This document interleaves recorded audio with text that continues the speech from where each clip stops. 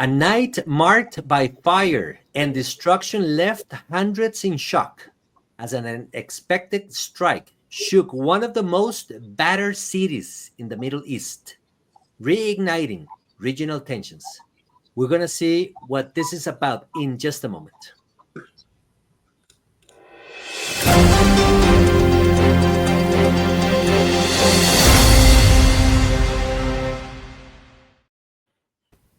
It's V, Matt. Thank you so much for being here today.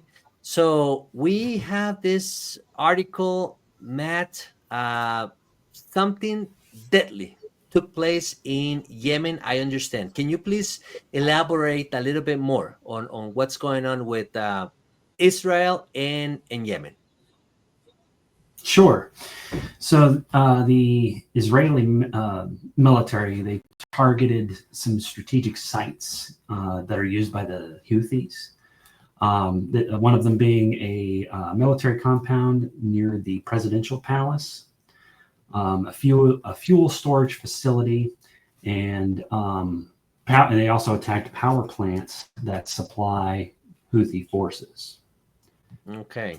Now, let me get something straight here, Matt, because people are always wondering, how come Israel is always, targeting all these cities, targeting all these nations? I mean, we all know that Israel has a huge military or army, and it's super powerful. Israel's army, right? But how come? What happened behind the scenes? What's the reason? I want you to explain to our audience. I mean, how come Israel, hit Yemen at this time? Did these people, do something against Israel? I mean, who's behind it? All right. Or who started all? Right. Absolutely. So the reason why Israel carried out these strikes on the city of Sana'a, which is Yemen's capital, it's in response to it's an escalation that the Iranian-backed Houthi rebels made by launching a missile armed with a cluster warhead toward the Ben Gurion airport. This is the first time they've used this kind of weapon since 2023. And although it did fragment midair, it fragmented midair and caused no direct damage, Israel considered it a major escalation. So this is the reason behind the response from Israel. Okay. All right. Now, I also understand that Israel and Yemen are not exactly enemies. Let's put it that way. However, the Houthis that are in Yemen, or that are in charge in Yemen, they are the ones provoking all this. Who exactly are the Houthis in Yemen, and how did they rise to power? Great question. Thank you, Harold. So the Houthis are a Iranian proxy terrorist group. So they, the reason they rose to power is through the complete backing of Iran and their ayatollahs, their Islamic Republic ayatollahs and mullahs that went in and funded funded Houthis. So. Okay. Now, what role does the U.S. play in supporting Israel against Houthi threats? Do you know, or is the U.S. government involved in favor to Israel for this? Yeah, maybe I can answer that, Harold. And the reality of the matter is that the Houthis are taking control of a very important geopolitical region that is this Strait of Hormuz is called, in this Gulf of Aden. If you look at the map and you zoom out a little bit, because on the news we are too zoomed in what is happening right now in this tiny piece of time. But look at this. If you zoom out, you will see that Israel is up here, right next to Jordan. There is Israel. right? You have the Red Sea, the same Red Sea that Moses crossed. Yeah, probably he crossed it in one of these little gulfs. Yeah, but if you zoom out and you go down the Red Sea around the Arabian Peninsula, you need to cross this little strait, yeah, between Yemen and Djibouti to go into India, yeah, and to reach Asia. If you go up the Red Sea, you will see that it's all land. But surprise, there is a canal that was dug to reach into the Mediterranean and connect Europe with India and Asia without having to go all around Africa. Yes. So if we had to go all around Africa, like in the 1500s, yet that would increase a lot of cost. Yeah. And obviously, this affects global economy. Yeah. Around, I think I was looking at the numbers, I believe 15% of world trade goes through here. Yes, through the Suez Canal, and then through this little strait, that the Houthis are creating havoc on. Yeah, so the US has been involved here for a very long time, and they have had an interest for a very long time. Matter of fact, this article from Al Jazeera is from 2024, and this is a map of US and UK strikes on Yemen, yeah, from more than a year ago. Yeah, and the US has been bombing Yemen since, I remember, I don't know, maybe Matt can correct me, but at least since Obama. I think Obama was like crazy bombing Yemen, and Syria and other countries in the Middle East. But they have been on it for a very long time because the U.S. sees as a problem when non-governmental entity, like this paramilitary group, takes control of a region. Something similar, and Israel also raises a concern, validly. Same happened with the south of Lebanon, yeah, and what happened in the south of Lebanon? Hezbollah, right? That is also backed by Iran, right? So Israel already went against Iran, yeah, but then there are all these tentacles that if the Houthis go as pirates, right, and they attack ships because of the sole reason that they are headed to Israel, right? You can be, a ship coming from Greece, or a neutral country, Italy, coming through there or up there, and then because it's going to Israel, then you bomb it, you nuke the boat. All right. Mhm. So who is going to deal with a bully? Now somebody has to deal with a bully, right? So Israel goes on and fights its own war. That's how I see it. Right, right. Now it's so interesting to see how Iran, keeps coming up, right? Somehow. Yeah. Now, going back to the biblical connection here, because I mean, every time we see news taking place in the Middle East, we're always trying to find the biblical connection, see, Bible prophecy, if it's, something actually taking place here. Does the Bible mention the land or people connected to modern day Yemen? Matt, is there a connection there? Yeah, geographically, the closest name that comes up with Yemen would be ancient Sheba. So if you were to look up the Bible and look for where the name Sheba is mentioned, that can kind of give you an idea of where they're talking about in places like Ezekiel 38, 39 talks about Sheba and Dedan. So it raises a question as to, okay, how could this how could this be connected to as a foreshadow to something bigger in the future? Right. So, And we also have the mhm.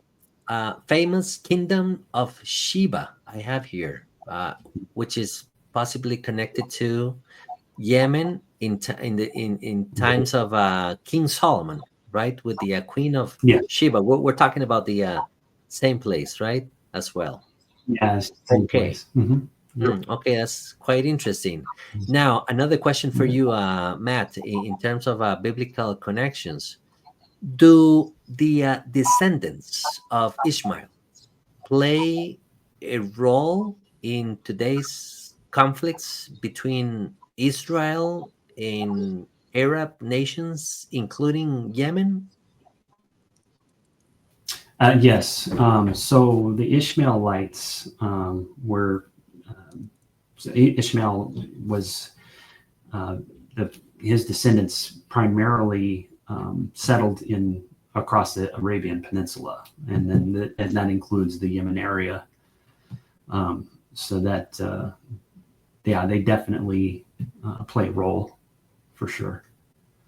Okay, And I can read here a couple of references, Harold, please do. about Ishmael and his blessing, right? Because just as the Creator blessed Abraham, right, and his descendants, then we know that through Isaac and Jacob and the 12 tribes came the children of Israel and the promised Messiah.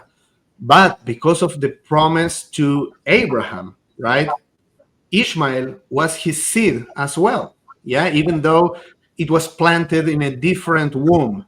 Yeah, not in Sarah's womb, but it doesn't matter because the blessing was and the covenant was made with Abraham's seed. Yeah, and this is very, very important because um, biblically speaking, the blessing and the inheritance goes through the father's line, yeah, not the mother's, like modern Judaism teaches.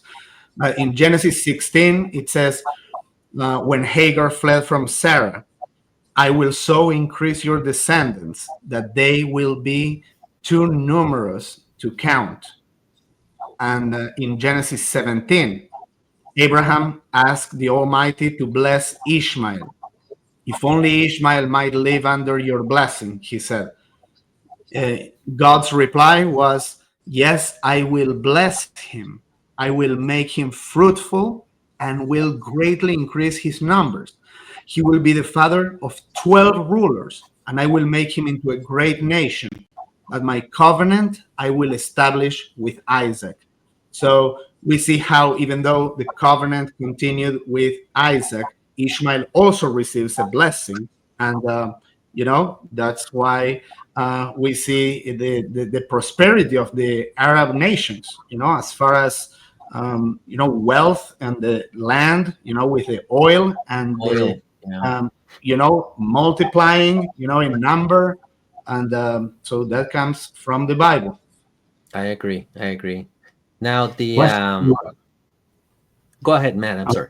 I was just gonna say, if you anyone can take a look at like you can search images for of cities like Riyadh, Dubai, Abu Dhabi, Doha.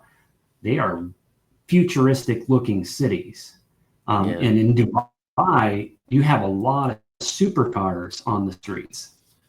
Mhm. So yeah, that really tracks with what Ziggy is saying there. That's why I find it pretty cool, though, that we have a little bit now of the coming together to the middle from some Arab nations, yeah, in modern times through the Abraham Accords, right? But that is just the result of something that was happening culturally, right? It doesn't matter if there Mhm. was, um, you know, coercion by the Western powers, after World War II, or whatever. But the thing is that now those Arab nations realize, you know what? I think I can attract, a lot of money, and be in good terms with the rest of the world, have a lot of tourism, if I just don't act like an animal. act in a civilized manner, and the UAE is one of the wealthiest countries, but also safest. People say it's very safe. Mhm. There is no income tax. A lot of business people go there, and so it's exciting to see where is it gonna go, because one the side we see all the war and rumors of war and people that do want to act like animals, and on the other hand, some of them are kind of coming to the middle. So I don't know where all this will go. Hmm. Very interesting. Well, Zvi and Matt, thank you so much. Just to summarize, we could say that the hostility of the Houthis against Israel can be seen as part of a larger prophetic pattern rather than just politics, right?